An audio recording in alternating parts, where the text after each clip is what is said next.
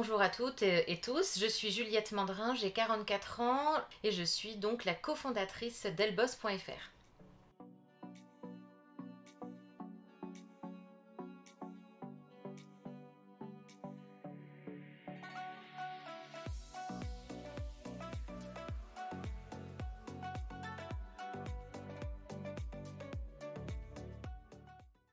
Donc Elboss.fr a été lancé en 2020. C'est la plateforme business dédiée à l'entrepreneuriat féminin au service des entreprises. Donc c'est une plateforme qui va mettre en relation les femmes entrepreneurs freelance avec des entreprises qui ont besoin de flexibilité pour la gestion de leurs ressources.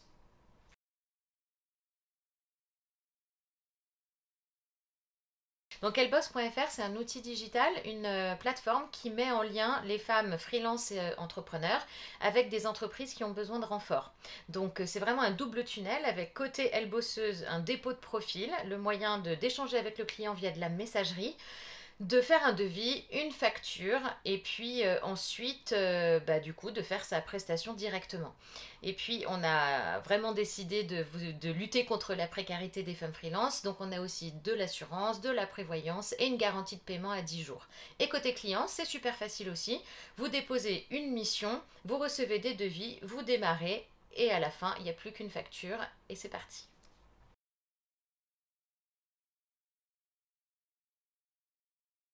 Alors la typologie des L-bosseuses est ultra large. On a coutume de dire que ça va de l'étudiante qui a envie de prendre une petite mission jusqu'à la retraitée qui a envie de continuer à travailler et à garder un lien social et gagner sans doute un peu d'argent. Et entre les deux, on a en fait toutes ces femmes qui ont des parcours de vie différents, que ce soit via la maternité, la parentalité, ça change quand même souvent beaucoup les choses. Et puis aussi, on a envie de répondre au parcours de vie, aux accidents de la vie aussi, à des moments où on a envie de travailler autrement. Donc je dirais que la typologie, encore une fois, ça peut aller de 20 ans à 70 ans.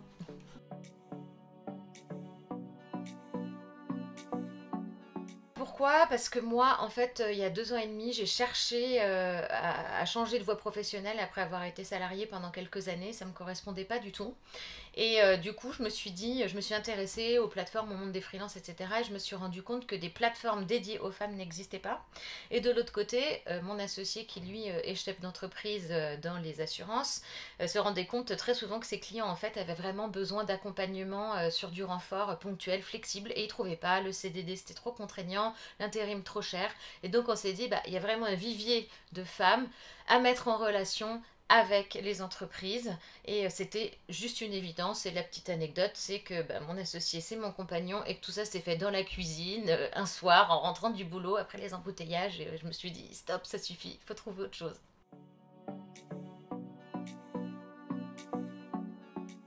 Alors d'abord, il y a une question de sensibilité. Moi, j'ai toujours été en fait attirée par ce côté féminin, etc. Et déjà, il y a 15 ans, je faisais de l'associatif dans le domaine de la parentalité, des mamans et tout ça. Donc c'était assez en fait naturel chez moi.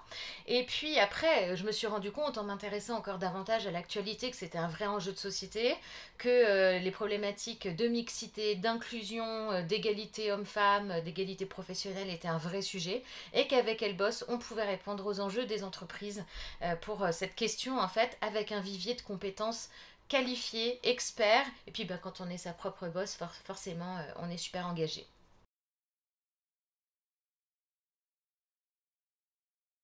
Le Covid a impacté, forcément. En même temps, c'est aussi une opportunité pour Elboss parce que le travail flexible aujourd'hui est une réponse en fait aux difficultés des entreprises. C'est difficile pour elles de se projeter dans l'avenir et dans des recrutements pérennes. Et donc en fait ce mode de travail les intéresse elles forcément beaucoup. Et de l'autre ça répond clairement et c'est aussi la base d'Elboss, un meilleur équilibre de vie pro, vie perso par le télétravail notamment. Et donc pour nous, c'est clairement dans l'air du temps.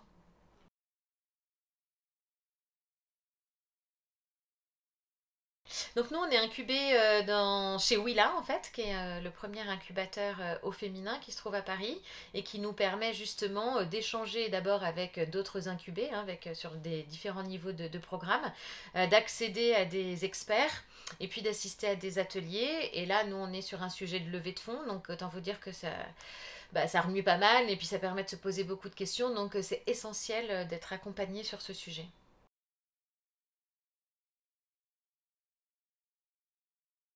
Bah, la plateforme aujourd'hui, elle existe beaucoup en Île-de-France, donc on a vraiment le projet à 2 ans de développer Elboss sur le territoire national via un réseau d'ambassadrices, parce que c'est un outil digital, certes, mais surtout on veut garder de l'humain.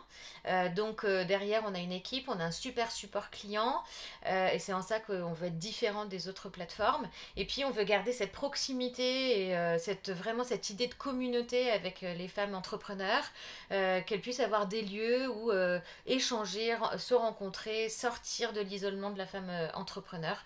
Donc nos objectifs c'est ça. Et un dernier point, c'est on va intégrer du test au sein de la plateforme pour qualifier notre vivier et faire la différence.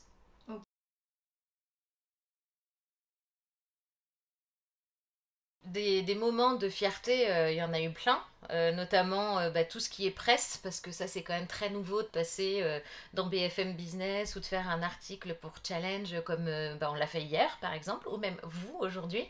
Donc ça c'est une grande fierté. Et puis la fierté ça vient aussi surtout bah, des autres, de mon équipe, de tout ce qu'on arrive à faire et à mettre en œuvre. Vraiment, il n'y a pas une anecdote ou une fierté précise, mais c'est plein de moments de joie.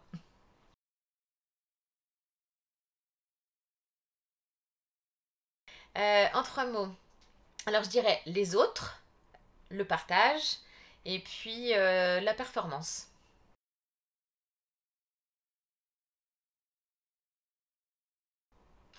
Alors oui, mais elle va être surprise que je parle d'elle. C'est une femme qui fait partie de mon incubateur, qui s'appelle Delphine Cochet, qui a créé Ma Bonne Fée. Et c'est quelqu'un qui a 1 ou 2 ans d'avance sur nous par rapport à notre propre start-up. Et je la trouve très inspirante et alors surtout tellement authentique que en fait bah, j'ai envie de la suivre et puis de coller à son parcours parce que je pense qu'elle peut être très fière d'elle et que j'espère qu'on arrivera à faire aussi bien.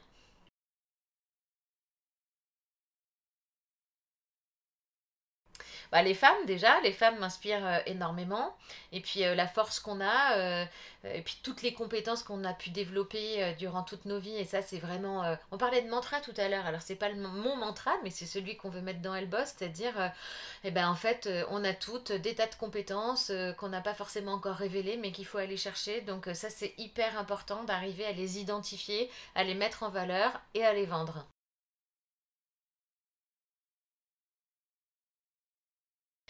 Bah, être une femme entrepreneur en 2022, je trouve que c'est quand même aujourd'hui super positif et plein de joie. On a de la chance de rencontrer des femmes en fait qui ont des super beaux projets. Après, il y a vraiment un gros progrès à faire, notamment au niveau de la levée de fonds, des licornes, etc. Mais je pense qu'on participe aujourd'hui à une évolution de l'histoire. Nos grands-mères, ça a été le droit de vote ou d'autres choses. Bah, nous, en fait, on travaille aujourd'hui à démontrer que les femmes sont de superbes chefs d'entreprise et apportent une vraie différence dans le monde du travail.